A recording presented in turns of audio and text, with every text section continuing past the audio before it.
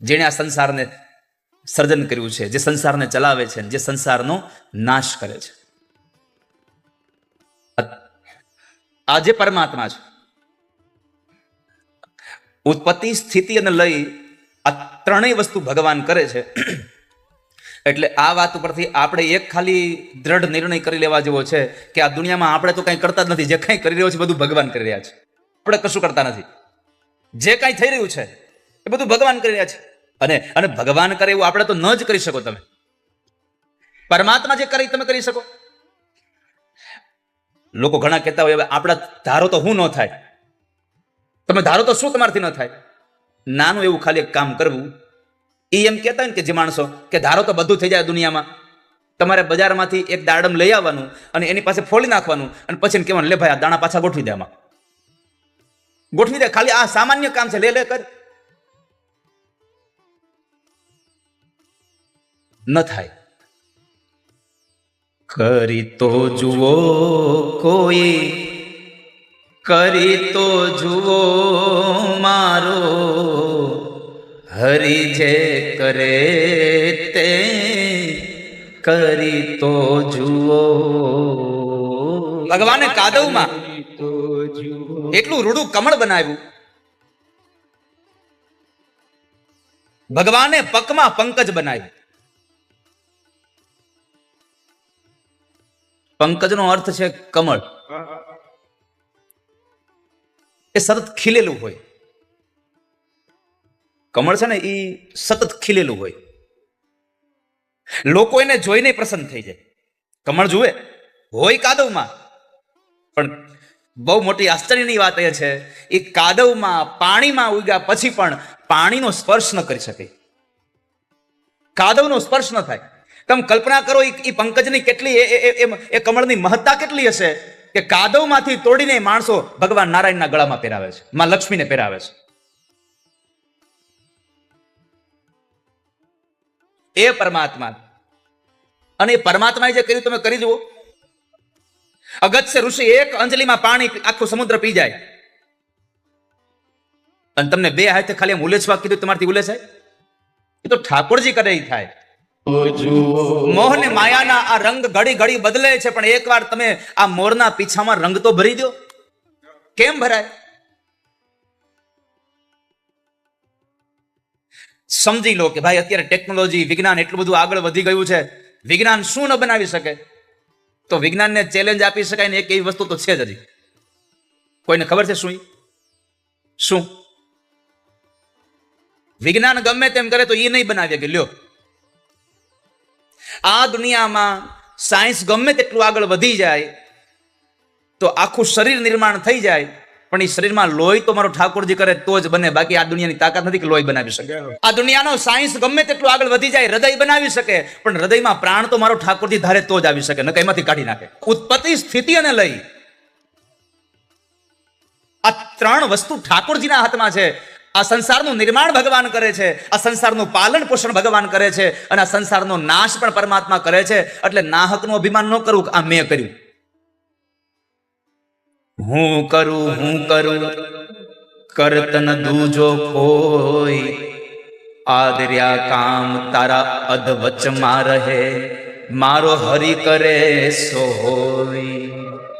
પરમાત્મા જે કરે એ જ થઈ રહ્યું છે સંસારમાં. બાગ બગીચા એને ઘણા બનાવ્યા, દાડમના દાણા ભરી તો જુઓ.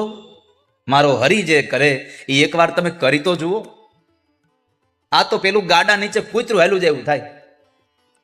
કૂતરાને એમ થાય કે આ બધો ભાર, શકટનો ભાર શ્વાન તાણે, આ બધું હું જ કરું છું.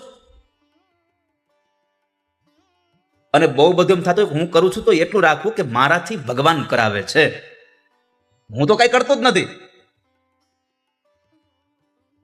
અને બહુ બધું જો તમે કરો આવું થાય ને તો પછી એક વખત છટકી જાય. અને ભગવાનને એ બહુ સારી રીતે આવડે છે કે બહુ બધું અભિમાન આવી જાય ને તો જ ભગવાન એનો ફ્યુઝ ખેંચી લે. પછી તમે જુઓ એમાં કાંઈ ન એવું થાય. એટલા માટે આ સંસારની ઉત્પત્તિ, સ્થિતિ અને લય જેના હાથમાં છે એ પરમાત્મા શ્રી કૃષ્ણને અમે વંદન કરીએ છીએ, અમે પ્રણામ કરીએ છીએ. પહેલું પ્રણામ આનંદના દાતાને કર્યું, બીજું પ્રણામ જેણે આ સૃષ્ટિનું નિર્માણ કર્યું, પાલન કર્યું, સંહાર કર્યો એને કર્યું છે, અને ત્રીજું વંદન જેનો સ્વભાવ સારો છે એને કર્યું છે. તાપત્રય વિનાશાય. આ સંસારના 3 પ્રકારના તાપમાંથી જીવાત્માને મુક્ત કરનારો જેનો સ્વભાવ છે એને વંદન કર્યા. તાપત્રય વિનાશાય શ્રી કૃષ્ણાય વયમ નુમઃ.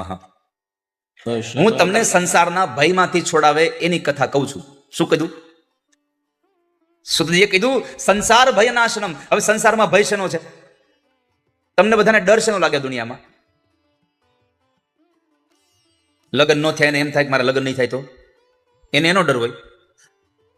બહુ ભણ્યા પછી નોકરી ન મળે તેને એનો ડર હોય કે મને નોકરી નહીં મળે તું કરીશ શું?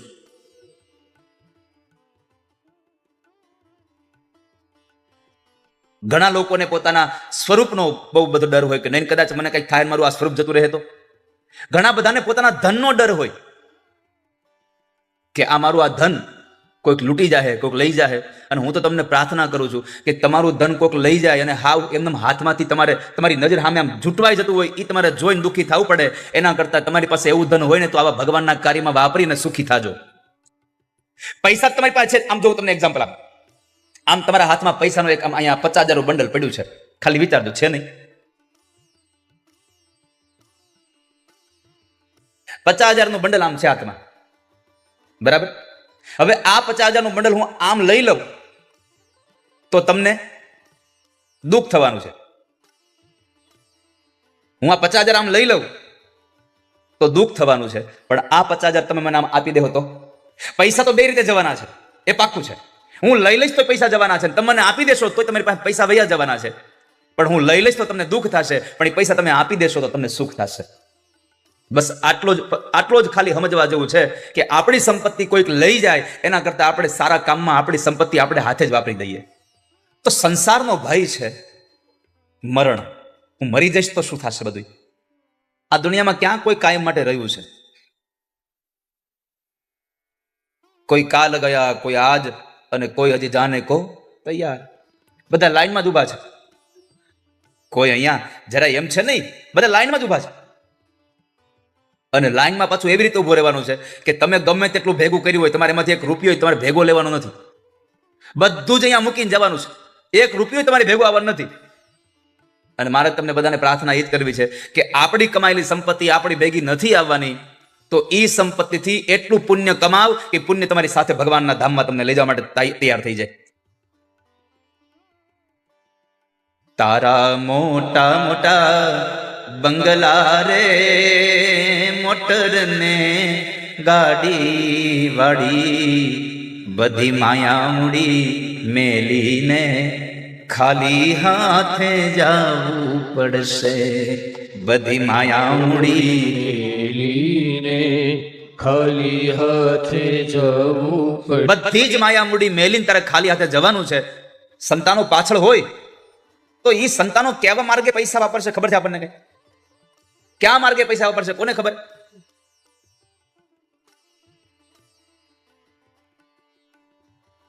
ઘણી વખત મેં કથામાં કહ્યું છે કે ઘણા લોકોએ પૈસા એટલા ભેગા કર્યા હોય, એટલા પૈસા ભેગા કર્યા હોય, પછી એના છોકરાઓને કહેતા હોય કે હું મરી જાઉં પછી મારી પાસે કંઈક દાન પુણ્ય કરજો. હો, તેલા તારે મરી ગયા પછી તારી પાસે દાન પુણ્ય કરાવવું છે એના કરતાં તારા પૈસા તારી હાથે દાન પુણ્ય કરીને જાને. શું કામ તારે આમ જ જવું છે? તારું નામ હાથે શ્રીમાન લખાવીને જા, તમારા નામની તકતી તમે હાથે લગાવીને જાઓ. ઘણા તો કહેતા હોય કે હું ગુજરી જાઉં પછી મારી પાસે કથા કરજો. અરે તમે હાથે જ કથા સાંભળીને જાવ ને, તમારી પાસે ન કરવી પડે. બધી માયા મૂડી મેલીને ખાલી હાથે જાવું પડશે. બધી માયા મૂડી મેલીને ખાલી હાથે જાવું પડશે. ક્યારે જતા રહેશું કોને ખબર? સંસારનો ભય છે. હું મરી જઈશ તો શું થશે? મારા છોકરાઓનું શું થશે? મારા ઘરવાળાઓનું શું થશે? મારી આ સંપત્તિનું શું થાય જે મેં ગમે તેમ કરીને ભેગી કરી છે? સંસારનો ભય છોડાવે. ભય છે મૃત્યુ. મૃત્યુમાંથી નહીં છોડાવે ભાગવત. બહુ સાવધાન સાથે સાંભળજો. સર્વ સિદ્ધાંત નિષ્પન્નમ સંસાર ભય નાશનમ. સંસારનો ભયમાંથી તમને મુક્ત કરે, હું મરી જઈશ એનો જે ભય છે એ ભયમાંથી મુક્ત કરી દે, એના માટે ભાગવત છે. કૃષ્ણમાં પ્રેમ ઉત્પન્ન કરે, કનૈયા પ્રત્યેની લાગણીઓમાં વૃદ્ધિ કરાવે, ભક્તિમાં પૂર આવે, એવી કથા તમને કહેવા જઈ રહ્યો છું. મરણમાંથી નહીં પણ મરણના ભયમાંથી છોડાવે એવી કથા તમને કહેવા જઈ રહ્યો છું. કારણ કે મરવાનું તો છે જ. કારણ કે આ મકાન ભાડાનું છે ભાઈ, આ મકાન ભાડાનું છે અને માલિક તો ગમે તે આવીને કે ભાઈ હાલો ખાલી કરો. ઘણી વખત માલિક અગાઉ કહે હોતે કે હવે ખાલી કરવાનો ટાઈમ થઈ ગયો છે, અને ઘણી વખત તો નોટિસ નહીં આપે, સીધું જ ખાલી કરાવશે, હાલો નીકળો. અને આનો માલિક જ એવો છે કે એની સામે તમે કાંઈ આર્ગ્યુમેન્ટ ન કરી, ભાઈ હમણાં થોડા દી ખમો, એ એમ કઈ ખાલી કરી દો એટલે ખાલી કરી દેવાનું. પણ ઘણા લોકોને એવું છે કે આપણે મકાન ખાલી જ નહીં કરવું પડે. જીવ શાને ફરે છે ગુમાનમાં, અભિમાનમાં, તારે રેવું ભાડાના મકાનમાં. પછી તું ગમે તેટલો મોટો એન્જિનિયર હશે, ગમે તેટલો મોટો ડોક્ટર હશે, તું ગમે તેટલો મોટો અધિકારી હશે, તારી પાસે ગમે તેટલું જ્ઞાન હશે, ગમે તેટલી તારી પાસે જાણવા જેવી માહિતીઓ હશે, પણ એ આ સમયે કઈ કામ આવશે નહીં. એલે સે જમડા ઝાલીને કરો પળમાં ખાલી, એ તારું દાહ પણ નહીં આવે તારા કામમાં, તારા કામમાં, તારે રેવું ભાડાના મકાનમાં. હો તારું દાહ પણ નહીં આવે તારા કામમાં, તારા કામમાં, તારે રેવું ભાડાના મકાનમાં. થશે હુકમનામું, નહીં ચાલે તારું બાનું. તો આ સંસારમાં ભગવાન ભાગવતજીની કથામાં આ શ્લોકમાં બતાવાયું છે, સર્વ સિદ્ધાંત નિષ્પન્નમ સંસાર ભય નાશનમ. સંસારનો ભય છે મૃત્યુ. આ મૃત્યુમાંથી તને નહીં બચાવે પણ મૃત્યુના ભયમાંથી તને છોડાવશે. તને એમ થશે કે હું મરી જઈશ, એ જે ડર છે એ ડરમાંથી તમને છોડાવવાનું કામ ભગવાન ભાગવતજીનું છે. અને એટલે ભગવાન વ્યાસે કહ્યું, તદહમ તે વિધાસ્યામી સાવધાનતયા શૃણુ. તમે સાવધાન થઈને સાંભળજો. તો આ ભાગવત કેટલાય જન્મ જન્માંતરના પુણ્ય ભેગા થયા હોય ત્યારે મળે. જન્માંતરે ભવેત પુણ્યમ તદા ભાગવતમ લભેત. કેટલાય જન્મ જન્માંતરના પુણ્ય હોય તો ભાગવતની કથા આપણને સાંભળવા મળે. એવી ભાગવતની કથા શોનકો હું તમને જે કહેવા જાઉં છું એ કથા તો નારદે સાંભળી છે. નારદે કથા સાંભળી? હા, નારદે કથા સાંભળી છે. તો બાબુજી પેલા તો એ કહો કે નારદે કથા કેમ સાંભળી? જે માણસ સતત ભગવાનનું નામ રટણ કર્યા કરે છે એ માણસને કથાની શું જરૂર પડી? પણ અહીંયા આગળ એક બહુ સરસ વાત મૂકી કે આ ભાગવત કથા કેટલી મહાન છે. તો કઈ નારદ જેવા નારદને સાંભળવી પડી છે. ગરીબ માણસ બેંકમાંથી લોન લે એ બહુ સામાન્ય ઘટના છે, પણ મોટો અમીર માણસ લોન લે તો વિચારવા જેવું છે. એમ અહીંયા વિચારવા જેવું છે કે નારદે કથા સાંભળી છે. તો કાંઈક આ કથામાં પડ્યું હશે, નકર કોઈ આ કથા નારદ સાંભળે નહીં. તો બાપજી અમને બતાવો કે નારદે કથા શું કામ સાંભળી?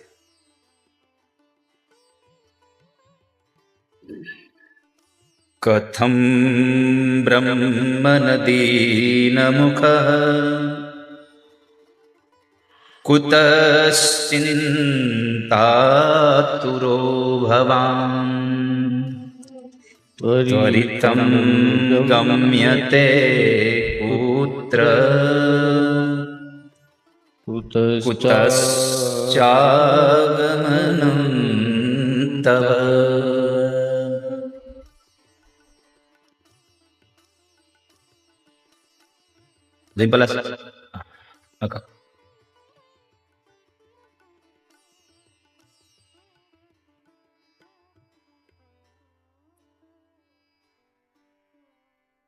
નારદે કથા શું કામ સાંભળી?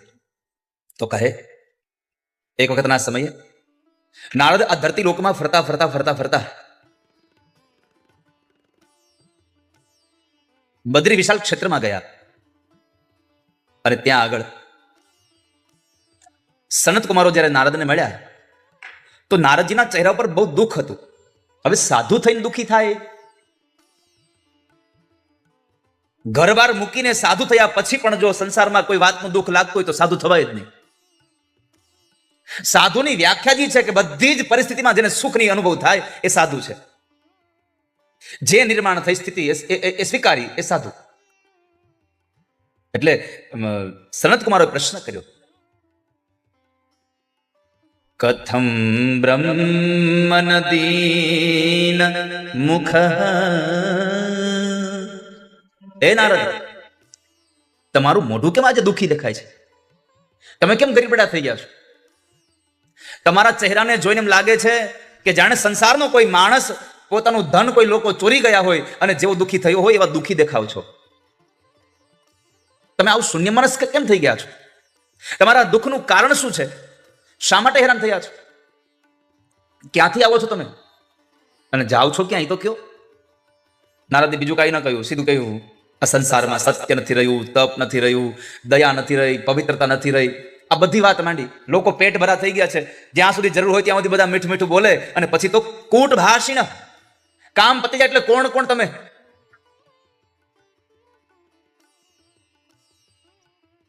અને આ દુનિયાનો નિયમ છે, તમારા મોઢે બહુ મીઠું મીઠું બોલશે અને તમે જેવા આમ આમ પાછું ફરશો ને ત્યાં તમારા પ્રત્યેનો આખો ભાવ બદલાઈ જાય. આ સંસારમાં લોકો દુઃખી થયા છે. સંત કુમારો, મેં સંસારમાં જોયું સત્ય નથી રહ્યું. તપનો મહિમા ઘટી ગયો. આ તપનો મહિમા શું કામ ઘટ્યો ખબર છે? પાખંડીઓ તપનો ઢોંગ કરવા માંડ્યા. એટલે તપ કરે ને તપ, એને કોઈ દી માગવા ન જવું પડે. કારણ કે તપ કરે એની ચિંતા ઠાકોરજી કરતા હોય છે. તમે ચિંતન કરો ભગવાનનું તો તમારે કંઈ માગવા નહીં જવું પડે. તમારે ચિંતા નહીં રહે. તમે ચિંતન કરો ભગવાન. અને મેં તમને આ વાત ઉપર કેટલી વખત પ્રકાશ પાડ્યો છે કે ઠાકોરજીના ભરોસા ઉપર આખું તથાસ્તુ વિદ્યાપીઠ નિર્માણ થઈ રહ્યું છે. કરોડો રૂપિયાના ખર્ચે તથાસ્તુ વિદ્યાપીઠ નિર્માણ થઈ રહ્યું છે, કેવલ પરમાત્માના નામના આધાર સાથે. હું તો ખાલી તમને, હું ક્યારેય પણ જ્યારે વ્યાસપીઠથી કહેતો હોઉં છું, મેં ત્યારે તમને કીધું લાવો તમારે પૈસા દેવા જોઈએ. મેં ખાલી તથાસ્તુ વિદ્યાપીઠમાં આવા પ્રકારની સેવા ચાલે છે એની માહિતી તમારા સુધી પહોંચાડી. અને પછી શું થયું? ભગવાને કેટલાય લોકોને પ્રેરણા કરી દીધી, જાઓ દયાવો તમે. કારણ એ કામ એનું છે. મારે તો તમારા સુધી સંદેશો પહોંચાડવાનું કામ છે. તમારા સુધી એ વાતને પહોંચાડવાની જવાબદારી મારી છે. પછી તમને એમાં દાન દેવા દેવું કે ન દેવા દેવું એ જવાબદારી બધી ભગવાનની છે. પાખંડીઓ તપ કરવા લાગ્યા, તપનો ઢોંગ કરવા લાગ્યા છે. એટલા માટે સંસારમાં તપનો મહિમા ઘટી ગયો છે. પવિત્રતા જતી રહી છે. આ તો નંદીએ બધું ફેરવી નાખ્યું. એટલે નકર હકીકત તો એ 3 વાર નાવું ને 1 વાર ખાવું. આ 3 વાર ખાવાનું કરી નાખ્યું. અમુક તો 1 વાર નહીં નાતા હોય. વરસાદથી વરસાદ.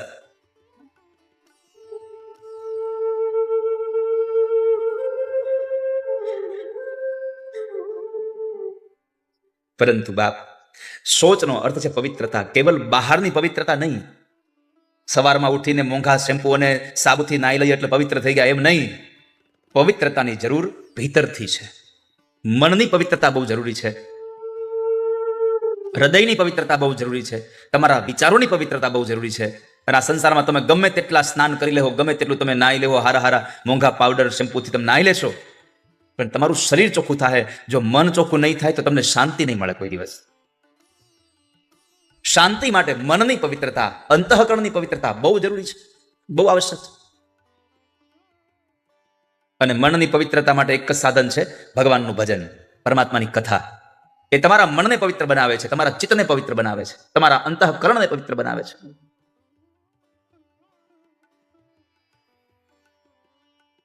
દયા નથી રહી કોઈને. સંસારમાં દાન દેવાના લોકોને મહિમા ઘટી ગયો.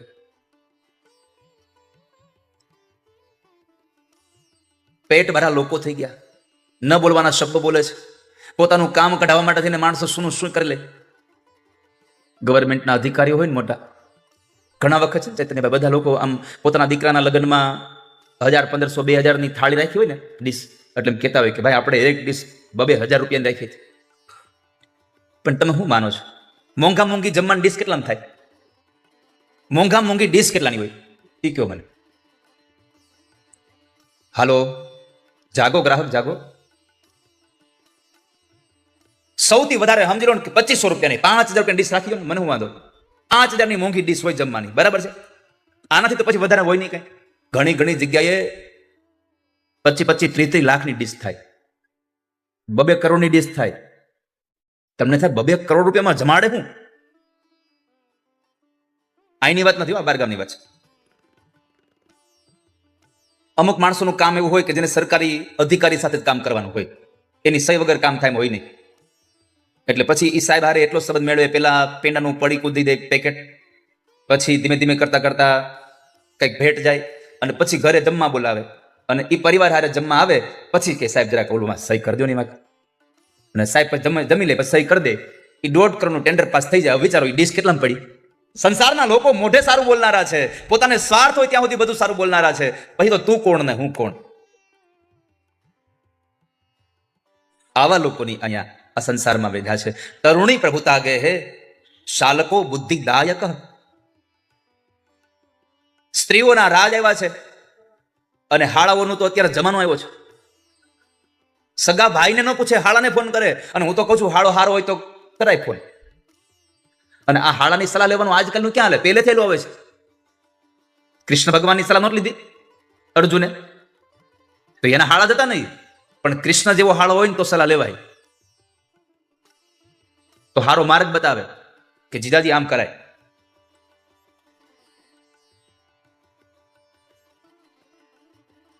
કન્યા વિક્રયનો લોભા દંપતીનાં ચ કલ્કનમ.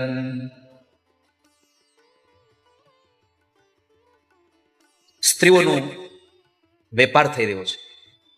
દીકરીઓને વેચી રહ્યા છે લોભી મા બાપ, એટલે કે દહેજ લઈ રહ્યા છે.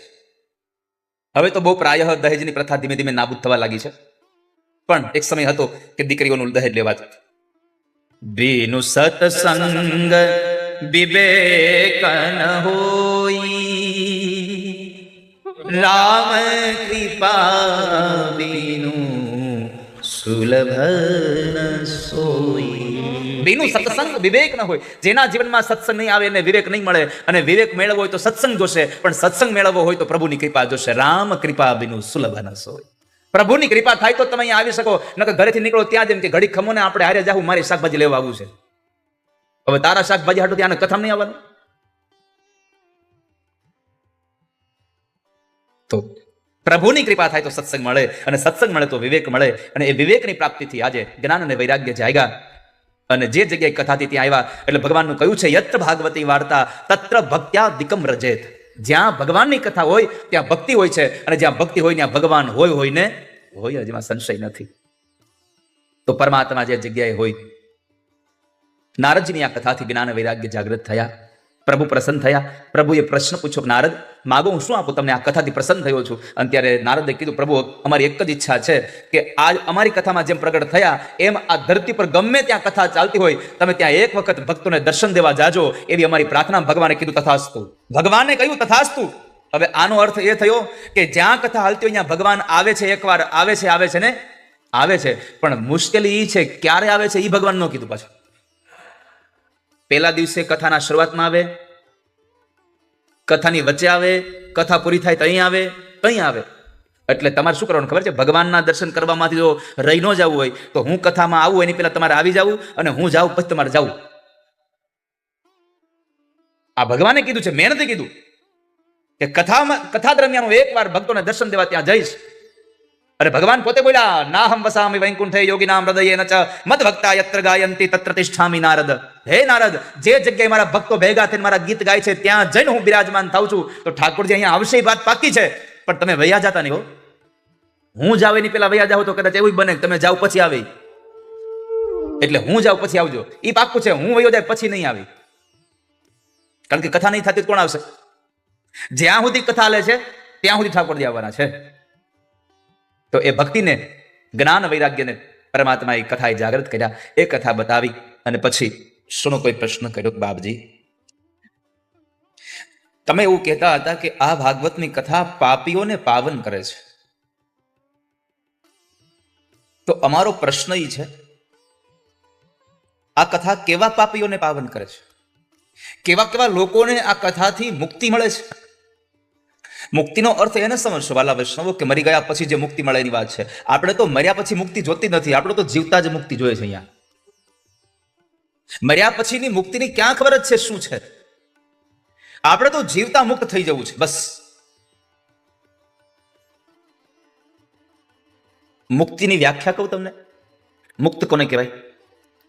જીવનમાં ગમે તેટલું ગમે તે થઈ જાય, તમારા કમાયેલા પૈસા, તમારા પૈસાથી બનાવેલું મકાન, તમારો દીકરો, તમારા દીકરાની વહુ, આ બધા જ લોકો તમારી નજર સામે તમારા પૈસાને બેઠા બેઠા ફાડે ને તોય તમારો 1% જીવ ન બળે, સમજો તમે મુક્ત થઈ ગયા છો.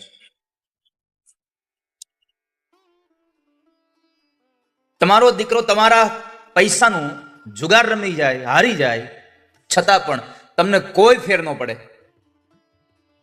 આ મુક્ત છો. સાવ સહેલી વાત સમજાવું. છોકરાના વહુથી ઘીની ડબુડી લઈ,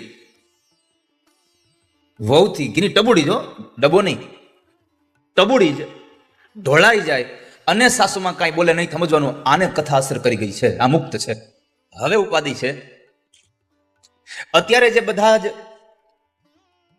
હજી જે વહુ છે ને, વહુ હવે હજી સાસુમાં નથી બન્યા, એને અથવા તો અત્યારથી થોડા 10, 15, 20 વર્ષ આમ આગળ વયા જાવ, એને ચિંતા હતી. એને તો બે બાજુ દુઃખ. એના જયારે લગ્ન થયા ત્યારે હાહુ કેવી મળશે એની ઉપાધિ હતી. હવે એનો દીકરો પણ ત્યારે હવે બહુ કેવી મળશે એની ઉપાધિ આવી. એટલે એને તો બે બાજુ.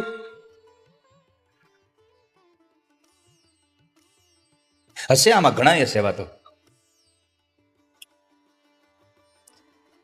બે બાજુ ઉપાધિ.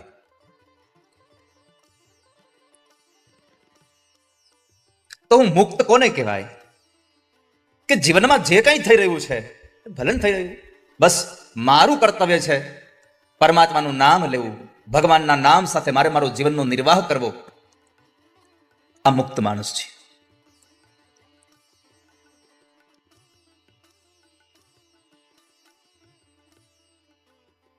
જે વસ્તુથી તમારું ચાલી જાય એમ છે અથવા તો જેના વગર ચાલી જાય એમ છે અને તમે જીવન જીવો, એ મુક્ત છો.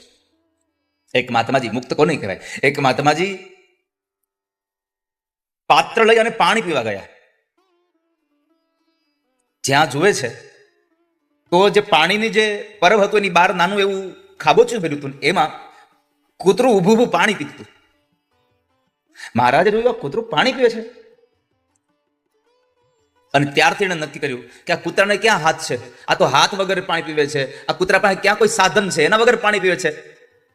તો મારે પાત્રની શું જરૂર છે? હાથ રાખ્યો, હાથમાં જેટલું પાણી આવે એમ પાણી પીવા લાગ્યા. વાલા ભક્તજનો, આ મુક્તિ છે. જેનાથી ચાલે છે એનાથી ચલાવી લઈએ, જેના વગર ચાલે છે એ પણ ચલાવી લઈએ, એ મુક્ત માણસ છે. છૂટે નહીં એ ન ચાલે, એ મુક્ત ન થાય ક્યારેય. મર્યા પછી મુક્ત ન થાય વાલા ભક્તજનો. અને એને હંગરેલું ધન હોય ને, તમારે સમજવાનું કે અમુક જગ્યાએ નથી કહેતા અહીંયા અમારે જાય ને તો અહીંયા સાપ જ હોય, ગમે તે જાવ ત્યાં સાપ જ બેઠો હોય. એ શું કા ખબર છે?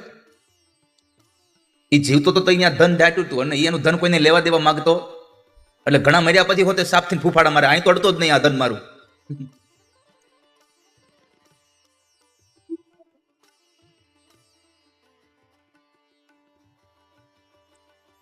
પરમાત્માએ જે જીવન આપ્યું છે એ જીવનમાં મુક્ત બનવાના પ્રયત્નો કરજો વાલા વૈષ્ણવો. જેટલું બને એટલું આપણાથી મુક્ત થવાના પ્રયત્ન કરતા જઈએ.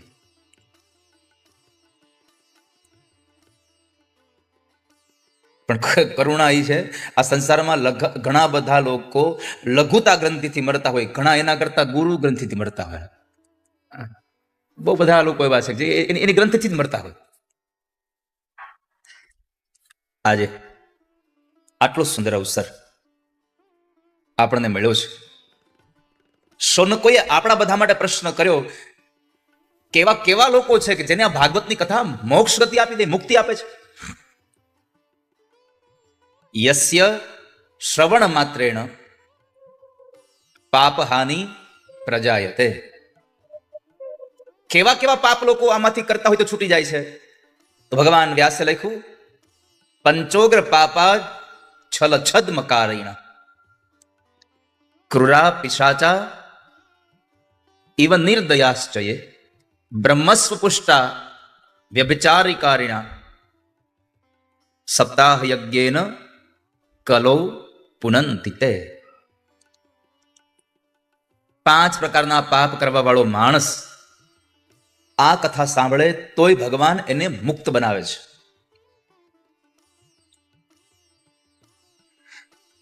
આપણને થાય કે હું મુક્ત થઈ ગયો, એનું એનું એનું પ્રમાણપત્ર શું? આપણે મુક્ત થઈ ગયા એનું પ્રમાણપત્ર શું? તો સમજવાનું કે તમારો અંતિમ કાળ આવે અને તમારા ચહેરા ઉપર જો હસી હોય તો સમજવાનું હું મુક્ત બની જઈ રહ્યો છું. મૃત્યુનો ભય ન સતાવે તો સમજવું હું મુક્ત છું.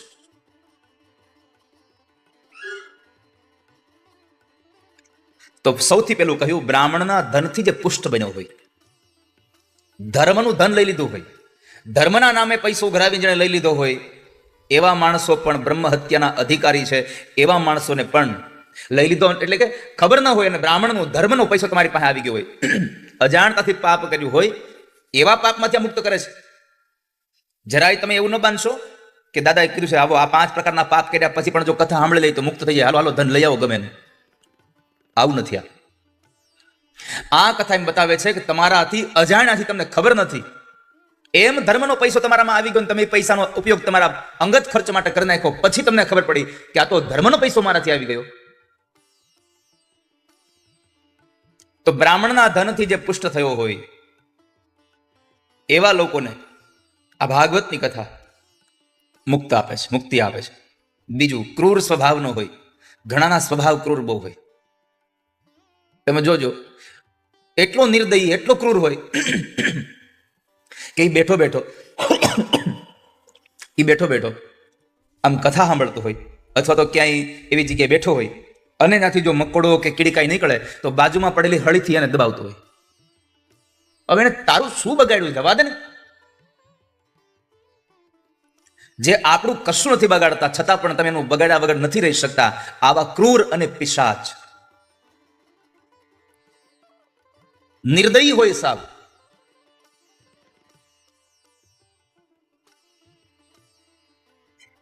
કપટી હોય સાથે રહીને પણ.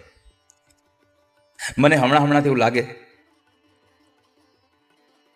કે દૂર રહીને આપણું કોઈ બગાડે ને એમાં આપણે દુઃખી બહુ ન થવું જોઈએ. કોઈ દૂર રહે અને બગાડે તો એમાં બહુ આમ દુઃખી ન થવું જોઈએ, પણ સાથે રહીને આપણું જ્યારે કોઈ બગાડતું હોય ત્યારે જરા સાવધાન રહેવું જોઈએ. ઘણા લોકો એવા છે, તમારી સાથે રહી, તમે સાંભળો એમ સ્તુતિ કરે અને પછી તમારી પીઠ પાછળ ઈના તમારી નિંદાઓ કરે. આ સંસારના લોકોનો આ સ્વભાવ થયો છે.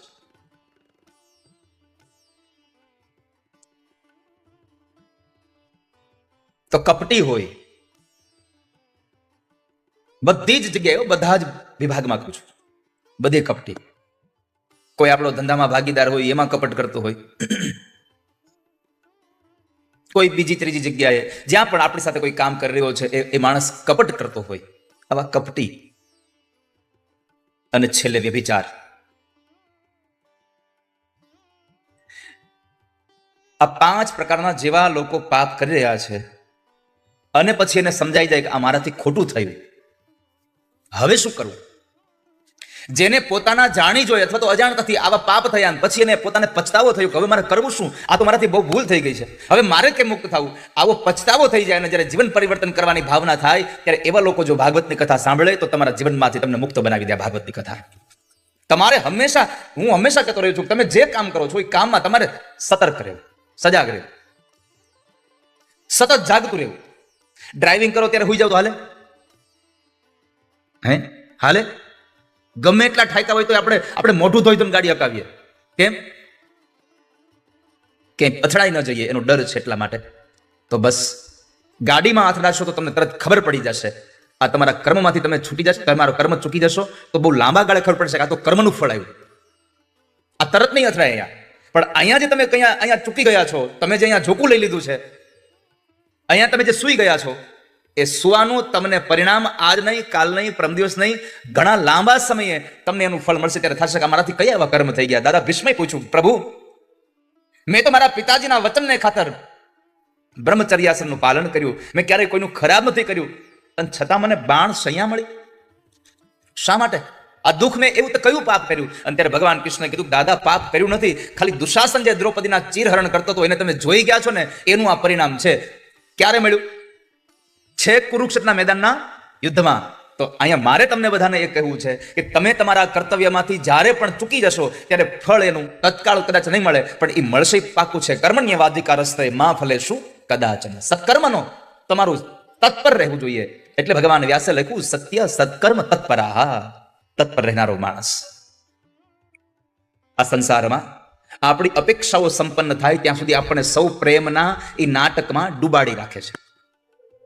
બાકી આ સંસારમાં એટલો સાચો પ્રેમ ક્યાં છે? અહીંયા તો સ્વાર્થ હોય ત્યાં સુધી બધું થાય. બાકી તો સ્વાર્થ અને કોઈ એવી ઘટના ઘટે તો લોકો ઉતરી જાય છે. હમણાં જ આપણે ન જોયું વડોદરામાં બે મિત્રો કાર લઈ જતા હતા ને એક મિત્ર કાર ચલાવતા ચલાવતા દીધી, બીજો ઉતરી ગયો. મેં નહીં, આણે કર્યું. આ સ્વાર્થ છે.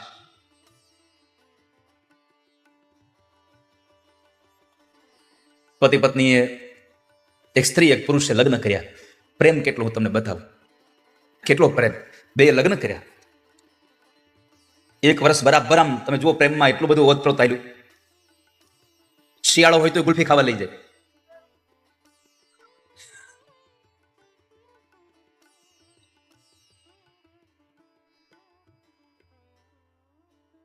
ઉનાળામાં તો ગોલા ખાવા લઈ જતો વાંધો નહીં, શિયાળામાં ગુલ્ફી ખવડાવે. તો 1 વર્ષ તો આમ બરાબર ચાલ્યું, પણ બીજા વર્ષે જરાક આમ થોડીક બેયની વિચારધારા બદલી એટલે થોડીક જીભાજોડી થવા લાગી. પ્રેમ કેટલો છે મારે તમને બતાવું છું.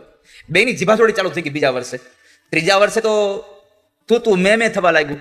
જ્યાં તમે કરતા ત્યાં મીંડું તું આવવા. અને એના પછીના વર્ષે તો એના પછી જપા જપી હામે હામે. તો પછી તો એકબીજા હામાં જે હાથમાં આવી છૂરું મારી લે. આટલો પ્રેમ વધી ગયો. અને અંતે પતિએ નક્કી કરીને કહી દઉં કે હવે આપણે છૂટાછેડા કરી નાખો, હવે આપણે ભેગું નથી, હવે આપણો સંસાર નહીં આવે. આપણે હાલ કોર્ટમાં કેસ કરી દઈએ અને કોર્ટમાં સાક્ષી આપણે બે છૂટું કરી નાખીએ. તો કે હું કોર્ટમાં હું કામ છૂટાછેડા કરું? પત્ની કીધું. કોને? પત્ની કીધું કોર્ટમાં શું કામ છૂટાછેડા કરું? તો ક્યાં કરવા? તો કે આપણે માતાજી મંદિરમાં લગ્ન કરતા, આપણે માતાજી પાસે જવું છે, ત્યાં છૂટાછેડા કરી નાખવા. હા, મેં કીધું હાલ ના જાય. તે બે જણા માતાજીના મંદિરે જે 4 વર્ષ પહેલા જે પૈણા હતા ને ત્યાં ગયા.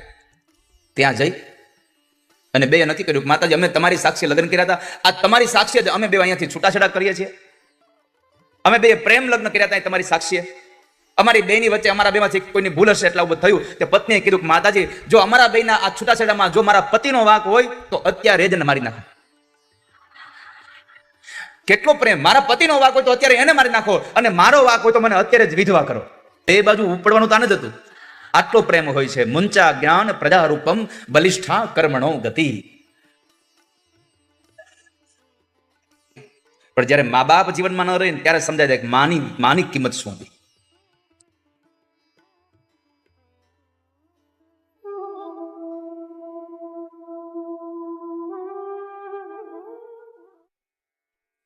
એકવાર એક યુવાન ઓફિસથી આવતો હતો અને ઘરે આવ્યો. ત્યાં રસ્તામાં જરા વરસાદ હતો એટલે પલળીને ઘરે આવ્યો. ઘરે આવીને પોતે જયારે પોતાના કપડા બદલ્યા અને પોતે બેઠો હતો, પછી પોતાના સોફા પર બેઠો એ માણસ રડતો હતો. એટલે એના પત્ની પૂછ્યું કે તમે આજ કેમ રડો છો? તો કહે છે કે હવે મને મારી માની યાદ આવી છે. સંતાનને જ્યારે મા બાપ જીવનમાંથી જતા રહે પછી જે એની ખોટો વર્તાય છે એ આવા સમયે ખબર પડે, જ્યારે સમય આવે. જ્યારે એ યુવાન રડતો હતો અને એની પત્નીએ પૂછ્યું બાજુમાં બેસીને કે તમે કેમ રડો છો? તો કહે છે મને મારી માં યાદ આવે છે આજે. કેમ આજે? તો કહે છે મારી મા મને રાખતી જ એવી રીતે. તો કહે છે હું તમારી સેવા નથી કરતી? તમને જે જોઈએ છે બધું મીઠ તમને બનાવી આપું છું, જે તમારે જરૂરિયાત છે બધું લઈ આવી આપું છું, તમારા ઘરનું બધું ધ્યાન રાખું છું. મારામાં શું ખામી આવી? તો કે તારામાં ખામી કશું નથી, પણ મારી મા હતી ને એ મને આજ એટલા માટે યાદ આવી. તું મારી બહુ સેવા કરે છે, તું મારું ખૂબ ધ્યાન રાખે છે, પણ મારી માની યાદ એટલા માટે આજે આવી કે એક દિવસ એવો હતો કે જ્યારે હું ઓફિસ ગયો અને જમવા બેઠો, મેં મારો ટિફિનનો ડબ્બો કાઢ્યો તો મારી થેલીમાંથી એક પ્લાસ્ટિકની થેલી નીકળી. એટલે મને સમજાણું નહીં કે મારી માએ શું કામ મને પ્લાસ્ટિકની થેલી આપી હશે. મેં સાંજે આવીને મારી માને પૂછ્યું કે માં કંઈ લાવવા માટે તમે થેલી આપી હતી? તો કે ના દીકરા. તો પછી થેલી તમે પ્લાસ્ટિકની રાખી શું કામે? તો કહે છે કે એટલા માટે કે હવે વરસાદનો સમય છે, તું આવતો હો અને તારા કાગળ ને તારો ફોન પલળી ન જાય એટલા માટે વરસાદ આવે તો આ પ્લાસ્ટિકની બેગમાં નાખવા થાય એટલે તને પ્લાસ્ટિકની બેગ આપી છે. આજે મારી માં હોત તો કદાચ મારા આ કાગળિયા પલળી ન ગયા હોત. આવી નાની નાની વાતનું પણ ધ્યાન જે મા બાપ રાખે છે એ મા બાપને આપણે ક્યારેક ક્યારેક સમજી નથી શકતા. આમાં ઘણા બધા લોકો એવા બેઠા છે જે બોલ્યા હશે ક્યારેક કે અમારા ગવઢિયા હતા ને તો સારું હતું, ઘરે કોઈ તાળું નહોતું મારવું પડતું. આમાં ઘણા બધા એવા છે. વડીલ એક ઘરમાં હોય ને તો તમે 2, 5, 10 કલાક ઘર મૂકી નીકળી જાવ ને તો ચિંતા ન રહે, ઘરે કોઈક છે આવું થાય. આજ હે જી રે જનની જોડ સખી નહીં જડે લો, ધીરે જનની જોડ સખી નહીં જડે. આ સંસારમાં માં જેવું પાત્ર એકવાર જીવનમાંથી જાય પછી બીજી વાર ક્યારેય મળતું જ નથી. સંપત્તિ ગમે તેટલી લઈને તમે નીકળી જાઓ, તમે બધું જ મેળવી શકો આ દુનિયામાં, મા બાપનો પ્રેમ તમે ન મેળવી શકો.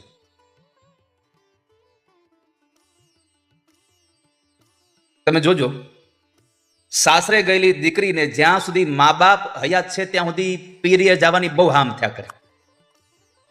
મા બાપ જીવતા હોય ત્યાં સુધી જેટલી વખત દીકરી પોતાના પિયર જાય એટલું પછી મા બાપ ધામમાં જાય પછી નહીં જાય. જોજો તમે.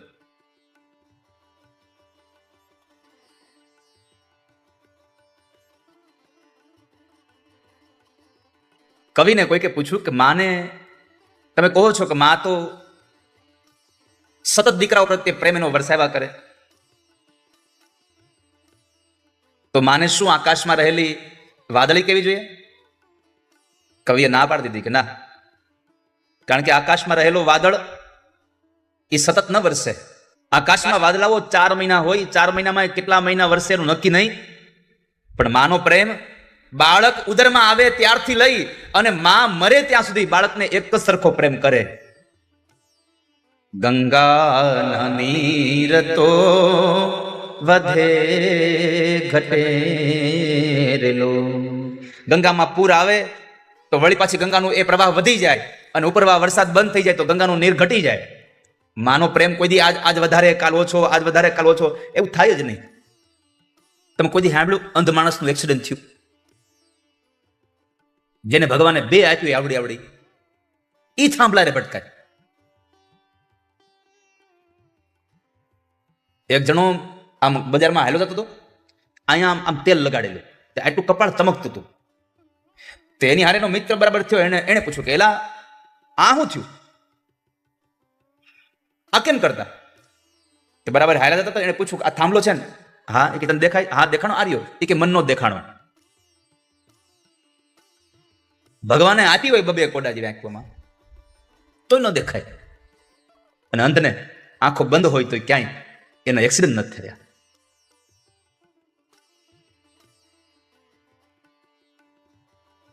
કેટલા પ્રકારના એ યંત્રોને વગાડી જાણે. હું જ્યારે પ્રાથમિક શાળામાં પહેલા બીજા કે વધીને 5મા ધોરણ સુધી અભ્યાસ કરતો ત્યારે મને યાદ છે મારા ગામના એક વાળંદ સમાજમાંથી એક અંધ બાપા હતા, અને રોજ સવારમાં એ ટ્રેનમાં જાય, ટ્રેનમાં પાછા આવે અને એ સરસ મજાની માણ વગાડતા. હા, જે માણ ભટતા એમ સરસ મજાની એક આમ માણ વગાડીને ગીત ગાતા હોય, હાથમાં એલી પેલી અંગૂઠીઓ પહેરે અને એનાથી વગાડતા હોય. મેં એ દ્રશ્ય જોયું છે, નામ મને સ્મૃતિમાં નથી રહ્યું, પણ ત્યારે તો એ ખબર નહોતી કે આમ કેમ કરી શકે છે, કેમ વગાડે. પણ આજે જ્યારે આ ભાગવતજીની આ વ્યાસપીઠથી જ્યારે આટલી પરિક્રમા આ સંસારની કરવા મળે છે, આ જગતની, ત્યારે સમજાયું છે કે જેને પરમાત્માએ એકાદી ખોટ આપી હોય ને એમાં પાછી એક વિશેષતા તો ભગવાને આપી જ હોય, એમાં એકાદી વિશેષતા હોય જ.